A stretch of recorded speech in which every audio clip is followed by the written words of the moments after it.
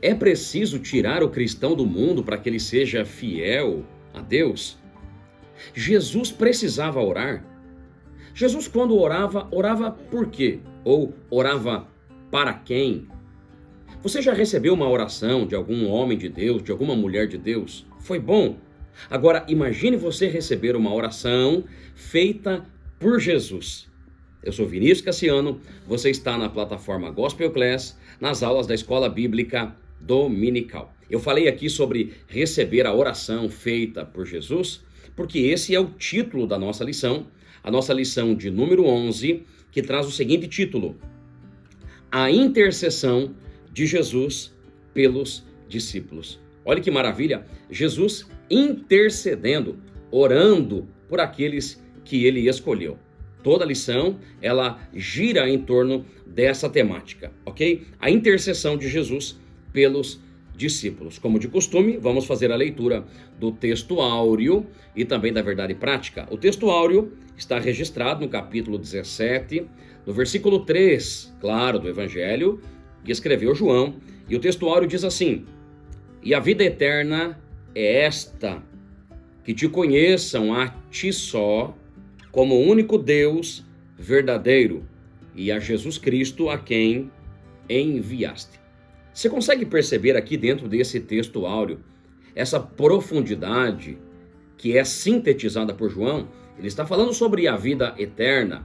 O sinônimo de vida eterna é salvação, obviamente.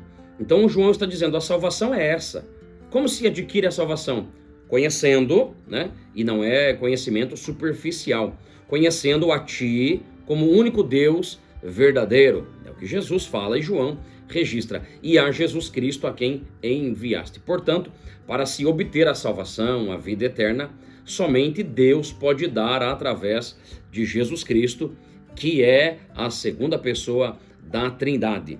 A verdade prática, por sua vez, diz assim: a oração que Jesus fez ao Pai em favor de si próprio, dos seus discípulos e da sua igreja ressoa ainda nos dias atuais. Já já nós vamos entrar aqui na introdução, mas esta oração de Jesus, ela tem esses três aspectos. Jesus ora por ele, Jesus ora pelos discípulos e também ora pela igreja, que viria a ser composta depois, e é claro que nós fazemos parte desse contexto da oração intercessória de Jesus. A leitura bíblica em classe, capítulo 17 de João, versículo 1, também o 3, do 11 ao 17. Nós não temos feito essa leitura aqui, pois, obviamente, ela é feita em sala de aula e com isso nós também conseguimos otimizar aqui o nosso tempo, tá bom? A introdução diz assim: essa nossa lição aqui, ela descreve, talvez, a oração mais significativa feita por Jesus, registrada por João. Vale elencar que Jesus era, sim, um homem de oração. Jesus orava, mas a grande maioria das orações de Jesus são orações secretas. Jesus gosta desse negócio de oração secreta, tanto que ele mesmo orienta, né? Mateus registra ali, quando você for orar, entra no teu quarto, fecha a porta, ora no secreto, e o teu pai que te vê no secreto te ouvirá ou te recompensará. Mas Jesus ora muito no secreto, mas ele também tem a sua oração pública, e essa registrada aqui, e é a nossa lição de hoje, ela é talvez a mais notória, o mais notável, ou mais profunda das orações que Jesus ele vai fazer. Jesus aqui nessa introdução, né, dessa oração, Jesus, como disse ali anteriormente, Jesus ele vai orar por ele, Jesus vai orar pelos discípulos e Jesus também vai orar pela igreja que viria a ser composta. Quando ele fala sobre a igreja, ele está falando sobre a unidade do povo de Deus. Olhe para mim, preste atenção. Você sabia que a igreja precisa estar unida? Um só Deus, um só batismo, um só Espírito que compartilha ou que reparte os seus dons com quem ele quer, da forma que ele quer. Todavia, há um único Senhor da igreja, e a oração de Jesus é que a igreja esteja unida, tá certo? Para nós, e para aqueles que ainda vão vir a crer na palavra de Deus, através da exposição e através da ação do Espírito Santo que convence o homem do pecado, da justiça e também do juízo. Tá certo? Vamos aqui para o nosso primeiro tópico. O primeiro tópico diz assim: a oração de Jesus e sua glorificação. O primeiro ponto que nós temos aqui dentro desse primeiro tópico é: onde foi que Jesus orou? Onde é que Jesus estava? Provavelmente Jesus estava no mesmo cenáculo onde foi compartilhada ali a Páscoa ou a Santa Ceia do Senhor. É ali que Jesus vai fazer esta oração, dentro daquela casa, uma casa emprestada, lembre-se bem disso. Jesus vai fazer essa oração por todos os seus discípulos ali. Esta oração recebe o nome de a oração intercessória, a oração sacerdotal de Jesus, ou a oração da consagração. Esta oração de Jesus, ela tem um propósito trino, como temos dito aqui.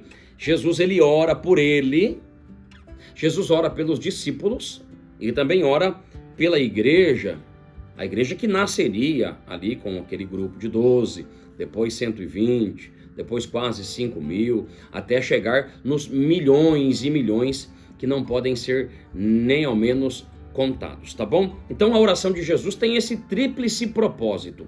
Jesus ora por ele. Não esqueça que Jesus é 100% homem, mas também é 100% Deus. Mas Jesus ora por ele. Você sabia que precisa orar por si mesmo?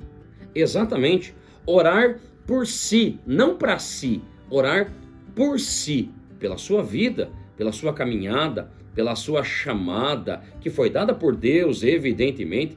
Mas Jesus ensinou a orar por si. Jesus estava prestes a enfrentar um período difícil aqui, o final da sua obra messiânica, e Jesus orava por ele. Da mesma forma, nós também precisamos orar por nós, para que venhamos ter em Deus esta perseverança para avançar. Jesus ora pelos seus discípulos.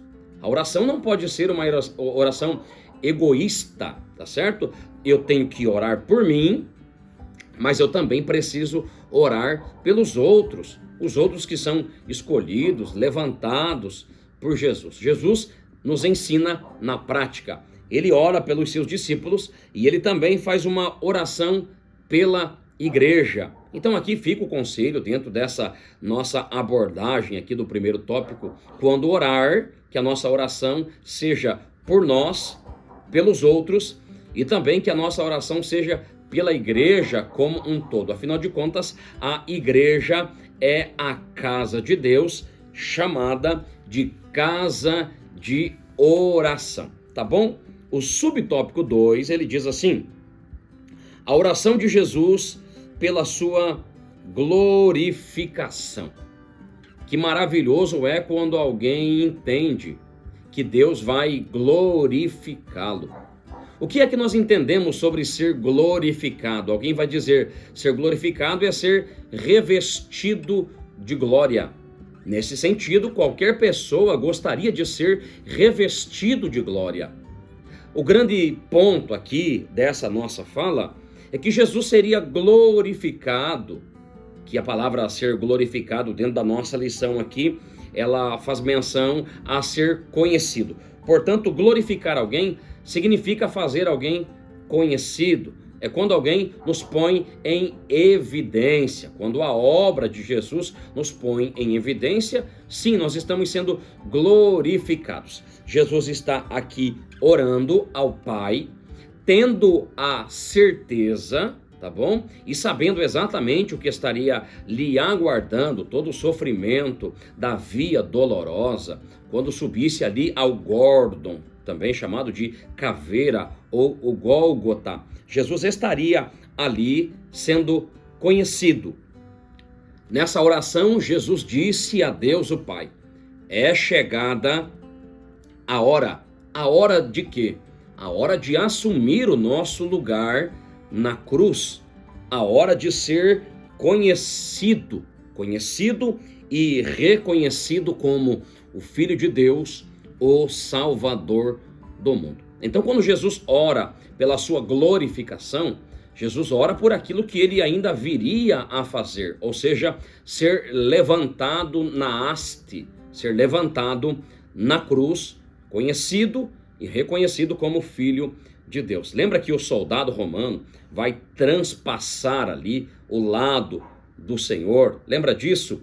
Ele vai dizer: verdadeiramente este homem era Filho de Deus. Você lembra disso? Jesus foi levantado, conhecido e reconhecido como o Salvador, o Filho de Deus. Então, o ato de glorificar aqui é tornar alguém conhecido. Deus glorifica a Jesus, fazendo ele conhecido. Ninguém é mais conhecido. Tem uma palavra que a gente não gosta muito, mas eu faço questão de usá-la. Ninguém é mais famoso do que Jesus. Perceba que Jesus saía nas ruas, não é? Cerca de 20, 30 mil pessoas seguiam ele pelo caminho, nas ruas estreitas de Jerusalém. Era assim, muita gente, tá certo? Jesus orou para ser glorificado pelo Pai e foi glorificado, sendo conhecido diante de todos. O nome de Jesus ainda tem poder. A história de Jesus é uma história que nunca será esquecida. Afinal de contas, ele é não apenas o Criador da humanidade, mas ele também é o Salvador do mundo, ou de todos aqueles que venham através do Espírito crerem no Senhor. Tá bom? Vamos seguindo aqui. Estamos no subtópico 3. O subtópico 3 diz assim: a mesma glória com o Pai. Você já percebeu aqui esta linguagem de Jesus no texto? Jesus está dizendo: e agora glorifica-me, Pai, junto de ti, com a mesma glória que eu tinha contigo antes que o mundo existisse. Tem gente por aí dizendo que Jesus foi criado. Tem gente por aí dizendo que o Filho de Deus, ele surge através da concepção virginal da irmã Maria, mas a grande verdade é que Jesus está fazendo menção nesta oração acerca da sua divindade. Ele está dizendo para que o Pai venha glorificá-lo, assim como o Filho já tem glorificado o Pai, fazendo o Pai conhecido.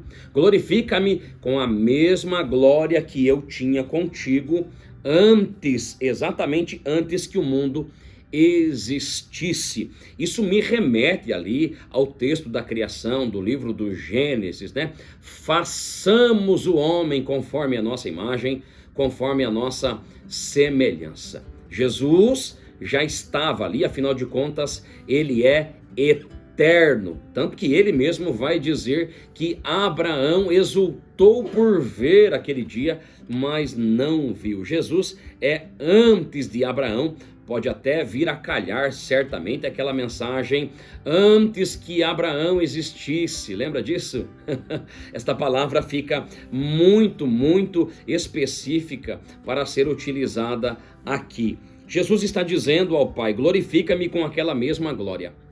A mensagem de Paulo corrobora com esse texto, pois Paulo vai dizer que Jesus esvaziou-se, né? O termo que nós usamos ali na teologia é kenosis. Jesus esvaziou-se das expressões externas da sua glória e veio habitar aqui entre nós para ser o Verbo. O texto aqui é claro, Jesus está comunicando, está esclarecendo dentro da oração acerca da sua divindade e da glória que tinha com o Pai antes que o mundo existisse. Essa declaração aqui de Jesus evidencia a sua divindade. Sim, Jesus é Deus. Olhe para cá. Você sabia que Jesus é Deus? Sim, o Deus conosco, o Emanuel. Jesus veio, nasceu de forma simples, em uma concepção virginal, 100% homem, 100% Deus. Isso mesmo, Jesus é 100% Deus, igual com o Pai, a mesma unidade, a mesma essência. Jesus é Deus. E eu volto aqui ao nosso texto áudio, né? A vida eterna é esta, que te conheçam a ti só, como o único Deus verdadeiro e a Jesus Cristo a quem enviaste. Sem Jesus não há salvação. O homem não consegue se salvar por meios próprios, pode não ter vício nenhum, pode não mentir, pode ajudar os pobres, pode repartir a sua riqueza. Sem Jesus não tem como chegar ao céu. Eu vou fazer menção a uma aula passada. Se você não viu, pode até acompanhar aqui na nossa plataforma. Jesus é a única porta que dá acesso ao Pai, tá bom? Jesus é Deus, a única porta de acesso para a vida eterna, que é um termo sinônimo de salvação. Vamos lá? Seguindo aqui com a nossa lição, estamos agora no tópico 2. O tópico 2 diz assim: a oração de Jesus pelos seus discípulos. Jesus vai começar a oração apresentando um relato. Parece que ele está mostrando tudo que ele fez ao Pai na oração, né? Ele apresenta aqui esse relato das coisas que ele fez. E também ele começa a orar pelos discípulos, que recaía sobre eles a responsabilidade de continuar a obra que Jesus iniciou. Você escolhido de Deus que está me assistindo agora, você sabia que pesa sobre você, sobre mim, a responsabilidade de dar sequência à obra que Jesus iniciou no Calvário? Sim, recai sobre nós a responsabilidade de levar adiante a mensagem do Evangelho, levar a palavra, comunicar vida através do nome bendito de Jesus Cristo. Junto com a eleição, junto com a escolha, também vem as suas responsabilidades. Jesus vai orar pelos discípulos que têm sobre os seus ombros essa grande responsabilidade de continuar propagando a mensagem que Jesus havia lhes apregoado. A nossa lição nos traz aqui um detalhe muito importante. Você deve se lembrar que Jesus escolheu os discípulos e os chamou pelo nome, certo? Mas a grande verdade do nosso texto, dentro da oração de Jesus, Jesus está apresentando os discípulos em oração, mas está dizendo ao Pai: eles já eram teus e o Senhor me deu. Eles já eram seus, o Senhor me deu. Você consegue perceber aquela expressão que a gente usa, que o Senhor já tinha um plano antes que nós fôssemos formados no ventre da nossa mãe?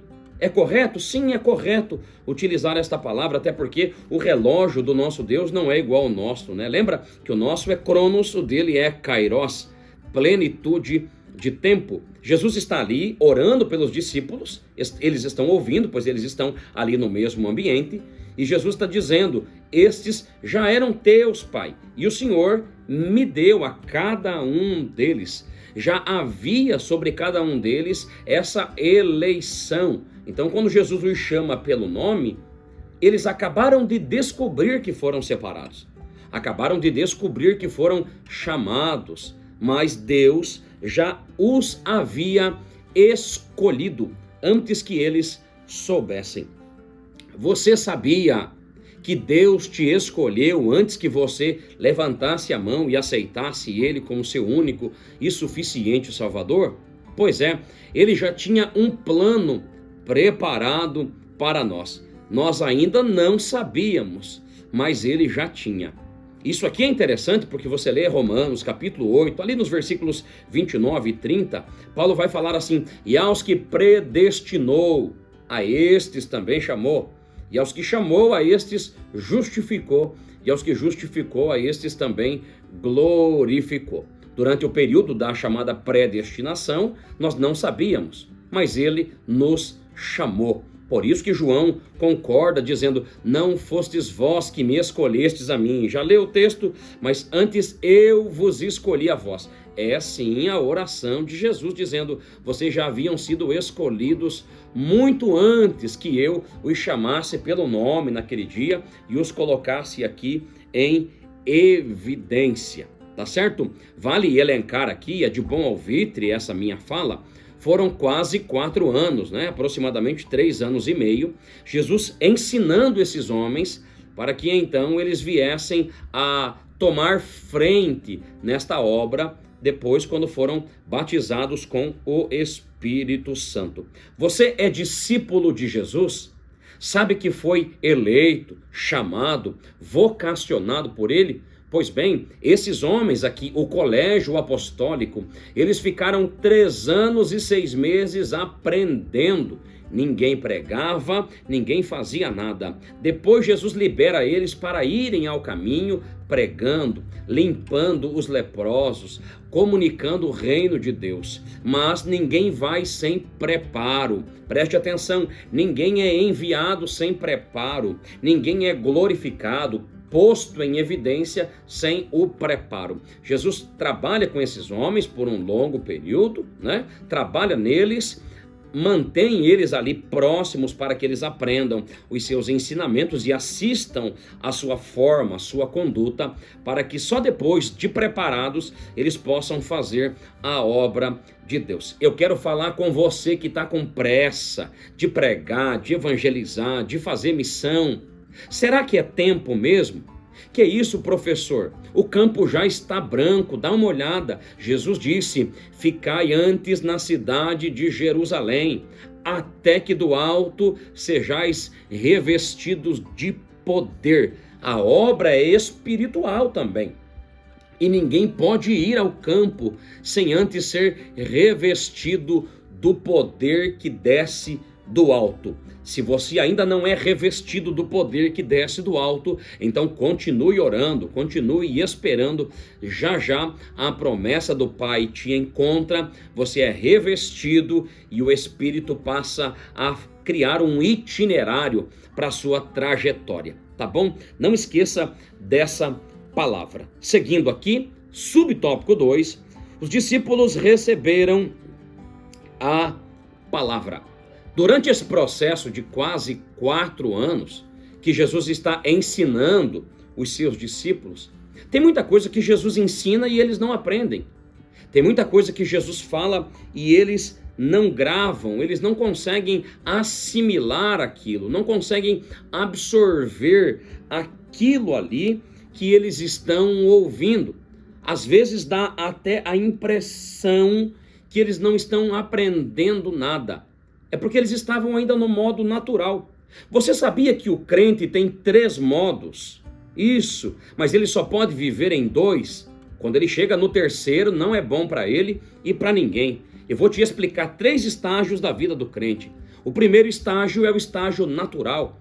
Ele não entende por que a gente chora, por que a gente pula, por que a gente grita, qual é a nossa força. Depois, ele sai do modo natural e vai para o modo espiritual. É batizado, é cheio do Espírito Santo. Aí sim ele fala línguas estranhas conosco. Aí ele entende por que do choro, por que do pulo, por que das mãos levantadas. Ele entende dessa expressão que significa também adorar a Deus de forma física. Esses são os 2 estágios. E é bom que o crente fique aí.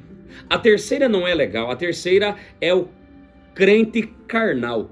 Quem é o crente carnal, professor? Ele já foi natural, ele já foi espiritual, mas ele morreu na fé. Preste atenção, o crente natural não crê na palavra, não crê na profecia, não crê na operação do Espírito Santo, muito menos consegue crer no arrebatamento da igreja. Mas o crente espiritual, esse sabe que em breve as trombetas serão estrugidas e nós o veremos face a face.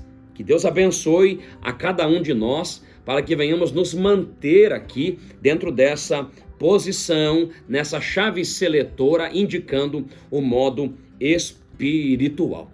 Os discípulos, quando entram no modo espiritual, quer saber o que acontece com eles? Cumpre-se a palavra que Jesus disse: o Espírito vos fará lembrar de todas as coisas que vos tenho dito, que vos tenho ensinado. O Espírito Santo trazia à memória deles tudo aquilo que eles haviam aprendido. E é interessante que eu diga isso aqui para que você consiga entender ali no contexto de Atos 2, Pedro está pregando. E sim, querido, é a primeira pregação de Pedro, mas o Espírito faz ele lembrar, e ele prega com excelência, e quase 3.000 pessoas se rendem ao Senhor neste dia. Agora eu preciso ser muito claro aqui: o Espírito Santo não revela a ninguém o que está escrito na palavra de Deus. Tem muita gente por aí que quer ser pregador, mas não lê a palavra. Quer ser professor, mas não gasta tempo lendo a palavra de Deus. O Espírito Santo não tem a obrigação de fazer em mim um milagre de elocução, uma vez que eu não quis ler a palavra de Deus. Tá certo? Você, amigo pregador, professor, que quer ser usado por Deus além da linha média, da mediocridade, leia a palavra de Deus, estude.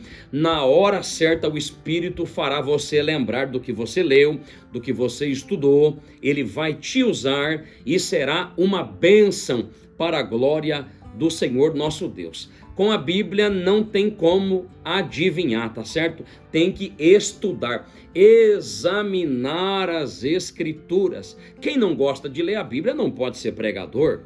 Quem não gosta de ler a Bíblia não pode ser professor de jeito nenhum. A gente lê, aprende muita coisa e de repente a gente assume aulas, classes, ou assume a tribuna com o microfone na mão para pregar, e a gente tem apenas parte da mensagem. Enquanto nós estamos pregando, o Espírito Santo nos revela e nos faz lembrar de tudo aquilo que nós lemos, de tudo aquilo que nós ouvimos de Jesus, e aí sim o negócio acontece para a glória de Deus. Eu quero frisar isso aqui ainda um pouco mais. Não tem como, gente, ser pregador se não gosta de Bíblia.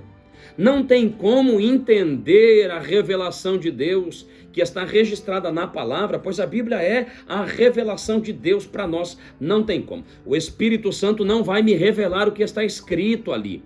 Ele vai me dar entendimento do que está escrito, mas ele não vai me revelar o que está escrito. Ele vai dizer: vai você e examine, leia, busque, ou diga como salmista ali no Salmo 119, como amo a tua lei, os teus preceitos, né? Seguindo, ele ainda diz: escondi a tua palavra no meu coração. Ele examinou a palavra de Deus, e dentro desse contexto aqui, o Espírito fez Pedro e os outros lembrarem de tudo aquilo que Jesus lhes havia ensinado. Tá bom?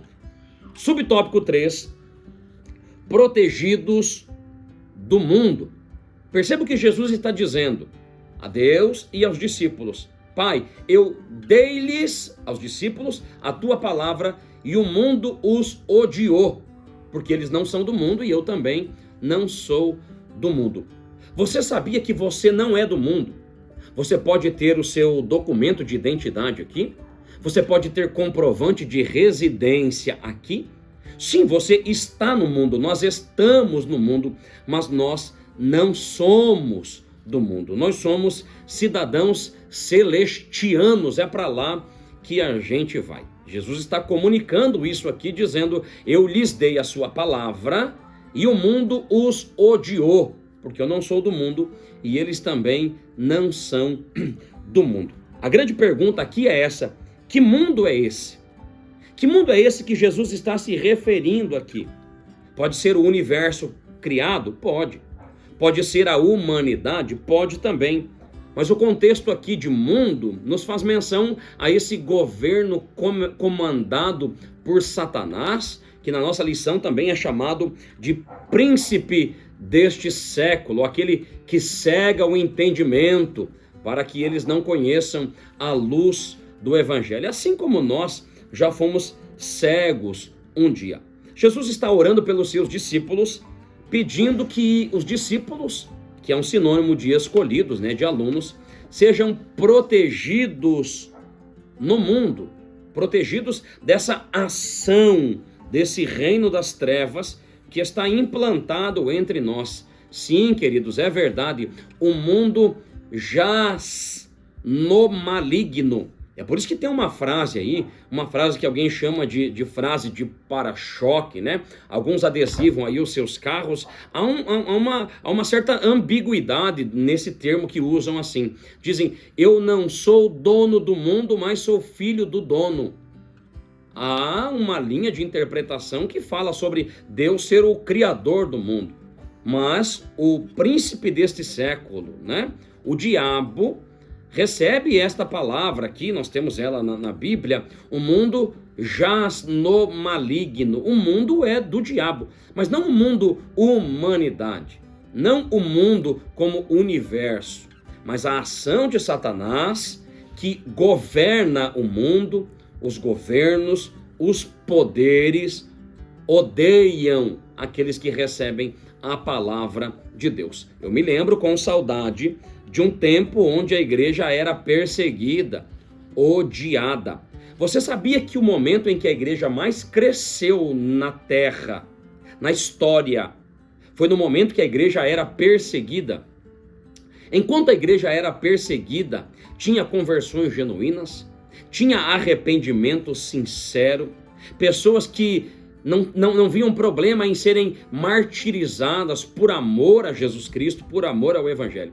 Quando a igreja deixa de ser perseguida, e lá no ano 313, que recebe lá a assinatura de Constantino, bispo, né, de Roma e depois de Constantinopla, que dizia ser cristão, ele muda o status da igreja. A igreja de perseguida passa a ser a igreja privilegiada. O Império Romano começa a mandar na igreja e a igreja já não vive mais na dispensação de Deus ou na dependência do Espírito Santo de Deus, e aí a igreja já começa a entrar em uma decadência espiritual. A igreja que cresce é sim a igreja perseguida. Então, se a igreja de hoje ainda é uma igreja protestante, que prega a palavra, e o mundo, fazendo menção ao governo de Satanás, nos aborrece, nos odeia, então significa que nós estamos no caminho, pois a palavra de Deus, ela nos confronta para que venhamos ser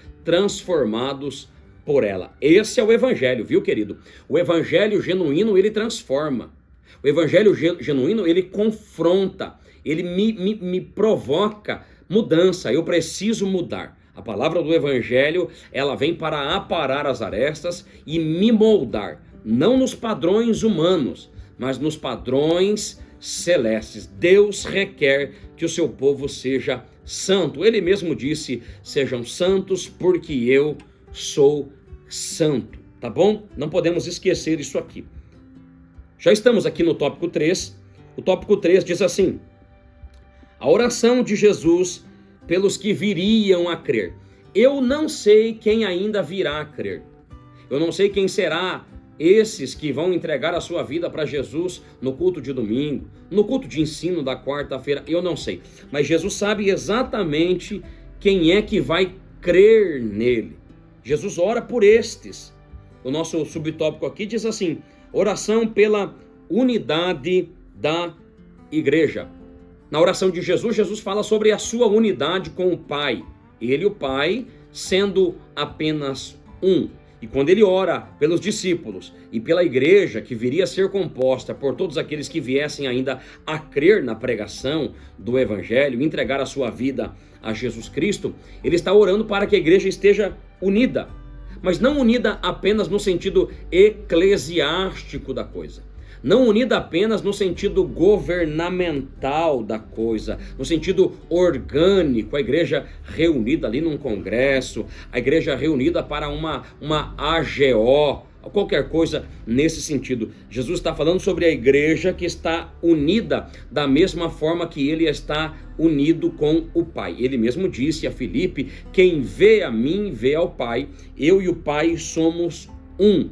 A palavra que eu quero usar para sintetizar aqui esta oração de Jesus é a palavra cúmplices. Sim, esta palavra recai sobre a igreja. Nós precisamos ser cúmplices, precisamos estar juntos. Afinal de contas, queridos, estamos indo para o mesmo céu, não é isso? Temos o único Jesus, o único Espírito, o único batismo e estamos dentro da única igreja, a Igreja de Jesus. A Igreja de Jesus é esse grande navio, essa embarcação que nos leva até o céu. A oração de Jesus é por unidade, por comunhão, assim como Jesus tem comunhão com o Pai, de forma que são cúmplices, estão juntos, certo? A igreja também precisa ser cúmplice. Quando o meu irmão não vai bem, eu preciso ficar incomodado com isso e me esforçar para ajudá-lo a melhorar.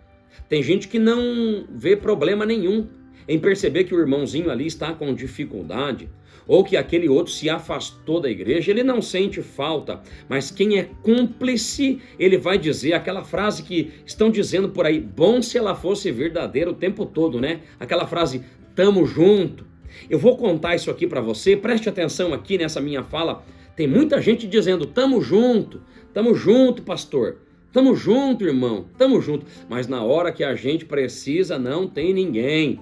Ainda bem que o Espírito Santo não nos abandona. Eu me lembro de Paulo ali em 2 Timóteo dizendo, ninguém me assistiu na minha primeira defesa. Ele está dizendo, foi todo mundo embora. Ele disse, apenas Lucas está comigo. Mas o resto foram todos embora. Ninguém me assistiu. Mas o Senhor me assistiu e me livrou da boca do leão. Tem gente que diz, estamos junto, e na hora que eu preciso não tem ninguém. Mas Jesus, esse pode falar para mim, como já disse, estamos junto. Professor, Jesus disse, estamos junto? Ele disse sim, com outras palavras, mas ele disse. Ele falou assim, eis que estou convosco todos os dias, até a consumação dos séculos. É ou não é, estamos junto? É o que Jesus está dizendo, estamos junto. Não esqueça disso aqui, tá bom? Subtópico 2, propósito da unidade. Nessa oração de Jesus, o propósito dele é para que todos saibam, e essa aqui é a oração dele, para que o mundo creia que tu me enviaste. Jesus ora para que o mundo conheça, para que o mundo creia que Jesus de fato foi enviado por Deus. Isso aqui nós temos aqui um ponto muito interessante, né? Alguns pontos essenciais dessa união, o propósito da unidade. Alguém pode estar se perguntando, é importante mesmo essa união? Estar juntos, congregados juntos, tendo tudo em comum, é importante?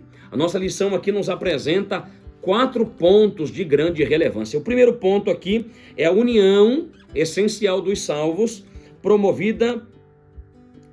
A união essencial dos salvos promovida pelo conhecimento crescente sobre Jesus. Esse primeiro ponto aqui é interessante, quando todos conseguem crescer nesse conhecimento de quem é Jesus, todos crescem juntos, unidos. O próximo ponto, a união essencial dos salvos como membros do corpo de Cristo. Todos crescemos em unidade, sabemos que somos todos membros de um único corpo, cuja cabeça é Cristo. O terceiro ponto aqui, que nós abordamos, a união essencial dos salvos no desenvolvimento do fruto do Espírito. A igreja cresce junto, nós desenvolvemos o fruto do Espírito juntos e todos nós vamos melhorando, amadurecendo. O último e não menos importante, a união dos salvos manifestada na glória como filhos de Deus e detentores da vida eterna.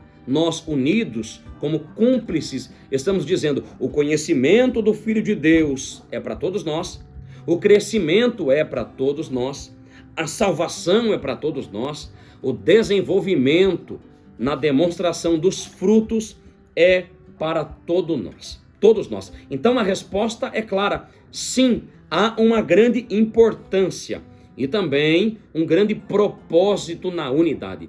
A igreja precisa estar unida. A vontade de Deus é que a igreja esteja unida. Um só rebanho e um só pastor. O sumo pastor, Jesus, o nosso Cristo. Você que está assistindo aí essa aula e você tem confusões na igreja, tem conflito, não consegue ter unidade na igreja, cuidado, está faltando em nós o cumprir do propósito da oração de Jesus, o propósito da unidade. A igreja unida cresce, e eu digo isso sem medo de errar. O inimigo se levanta contra a igreja, querendo parar a igreja, barrar os crentes, amordaçar, calar a voz dos pregadores. Mas se a igreja estiver unida, então não tem para ninguém.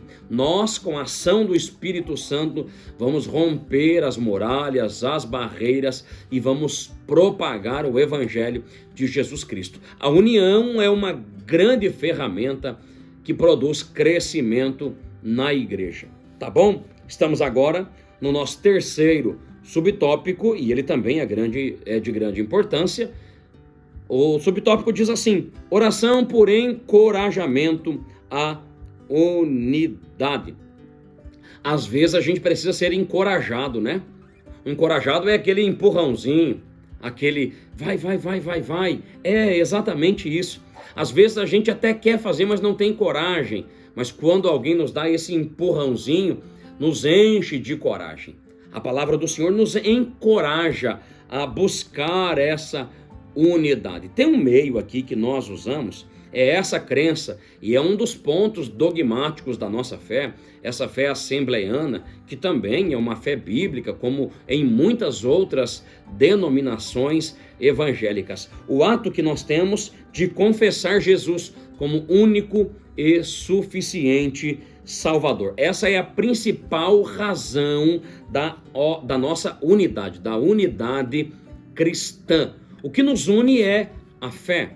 Você vai perceber na igreja essa miscigenação. Afinal de contas, o Brasil, ele é um país de gente mista. Nós somos uma classe diferente, sabia disso? Essa miscigenação. Nós temos aqui gente que vieram de outros lugares, alguns de outros países, alguns de algumas aldeias, do extremo norte, do extremo sul, noroeste, cada um com a sua cultura. Você vai ver na igreja aí, nós temos pessoas de várias etnias, cada um com a sua cultura. Nós somos tão diferentes, na verdade, mas o que nos une é a fé em Jesus Cristo. Isso aqui é o nosso ponto central. Todos confessamos, cremos com o coração e fazemos confissão com a nossa boca de que Jesus é o nosso Salvador. Quando nós fazemos isso aqui, dizemos: Jesus é o único e suficiente Salvador. Esse ponto aqui é o ponto que nos une, é o ponto da unidade da fé cristã. Então, se você já entregou a sua vida para Jesus, já conheceu e reconheceu Jesus como único e suficiente Salvador, você precisa estar unido, porque tem mais gente que crê da mesma forma que você. Pode ser diferente no aspecto cultural, pode ser diferente no aspecto intelectual, pode não ter o mesmo grau de instrução, mas estamos todos unidos por esse ponto de fé, essa unidade cristã que é feita através da crença na glorificação de Jesus, foi posto em evidência, e nós cremos que ele é o nosso único e suficiente Salvador, dizendo: eu não preciso de outro Deus, né? Existe aí um panteão de deuses, tem Deus para todo gosto, tem gente que fazem ali os seus deuses, mas Jesus Cristo, que é Deus, ele está dizendo, Jesus é Deus, ele está dizendo sobre esse ponto aqui, interessante, ele é o único e suficiente Salvador. Eu não sei se você sabe, né? Você que está aí assistindo, quem sabe você passou por aqui, começou a assistir essa aula. Não existe outro Deus. Só tem um único Deus verdadeiro. Esse Deus é Jesus Cristo, o nosso Senhor. Tá certo? Nós estamos na plataforma Gospel Class e você pode aprender aqui conosco. Tá bom? Agora nós vamos aqui para a nossa conclusão. A conclusão é muito interessante e aqui nós acabamos a nossa lição. Ele está dizendo assim: nós devemos ter essa responsabilidade de estar entusiasmados para dar sequência a essa obra revelada por Jesus. Você conhece a definição da palavra entusiasmo? A definição da palavra entusiasmo é Deus em mim, ou Deus fazendo através de mim. Quando eu estou entusiasmado, significa que Deus, o Espírito do Senhor, está me levando a fazer. Isso é muito bíblico, sabia? Paulo escreve aos Filipenses dizendo: de sorte que ele opera em vós, tanto o querer como também o efetuar. Jesus opera em nós o desejo e também ele nos leva à execução do projeto. Devemos estar entusiasmado. Você que está desanimado, quem sabe parou na caminhada, disse: não vou pregar mais. Talvez já falou igual ali o Jeremias: não me lembrarei mais dele, nem falarei mais no seu nome. O fogo que queimava os ossos de Jeremias, até ele não conseguir se conter, ele pode te queimar agora e te colocar em pé outra vez. Que você seja cheio desse entusiasmo para fazer a obra de Deus com coragem, levar o evangelho e anunciar essa salvação que nós ganhamos ali na cruz, no Calvário, onde Jesus estava. Jesus orando e intercedendo por nós. A vontade do Senhor é que a igreja esteja unida em um mesmo espírito. Tá certo? A aula de número 12, que é a nossa próxima aula, já anote aí para você não esquecer, tá bom? Você que ainda não segue-nos aí no YouTube, se inscreva aí no canal, ative o sininho das notificações, comente aí na lateral, coloque o seu comentário, a sua dúvida, colabore com a nossa aula aqui, deixe o seu nome, diga onde que essa mensagem está chegando, te alcançando. Tá certo? Receba aí as notificações. A nossa próxima aula, a lição de número 12, a penúltima lição, ela nos traz uma temática muito profunda. Com certeza nós teremos aqui um grande aprendizado. O título é esse aqui: do julgamento à ressurreição. Vamos falar sobre as últimas horas de Jesus nesse plano terreno aqui, onde Jesus veio para nos comprar, nos libertar. Tá certo? Eu sou Vinícius Cassiano, você está na plataforma Gospel Class nas aulas da Escola Bíblica Dominical. Que Deus em Cristo Jesus vos abençoe.